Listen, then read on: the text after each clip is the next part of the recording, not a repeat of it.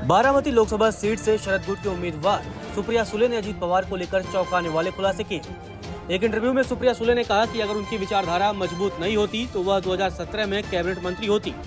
उन्होंने यह भी कहा कि चचेरे भाई अजीत पवार के साथ सुलह की संभावना कम है। अजीत पवार पर निशाना साधते हुए उन्होंने कहा कि जब कोई एक बार गलती करता है तो यह समझ में आता है, लेकिन अगर वह बार बार वही गलती करता रहता है तो यह गलती नहीं बल्कि एक विकल्प है। अजीत पवार के साथ सुलह की कोई संभावना नहीं है। अब उनके पास अपना संगठन है और हमारे पास अपना, लेकिन मुझे कोई शिकायत नहीं है। एनसीपी टूटने पर सुप्रिया सुले ने कहा कि समय सब कुछ ठीक कर देता है। उन्होंने कहा कि अतीत में जो भी हुआ उसको लेकर मैं रो और चिल्ला नहीं सकती हूँ। मैं आगे बढ़ना चाहती हूँ। मुझे अपनी पार्टी में लोगों से बहुत ज्यादा समर्थन मिल रहा है। राजनीतिक तौर पर मैं एक जिम्मेदारी का भाव समझती हूँ।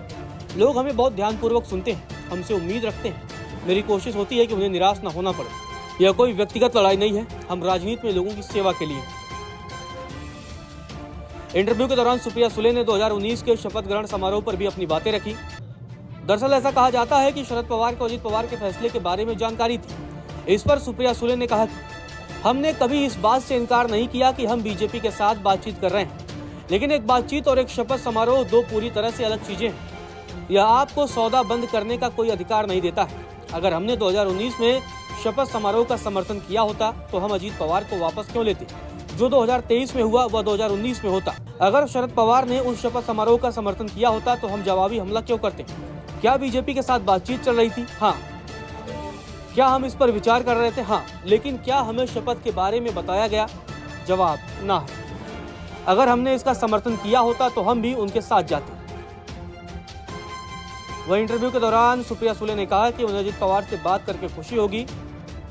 सुप्रिया सुले ने कहा कि उन्हें जवाब देना चाहिए, लेकिन वह जवाब नहीं देते हैं।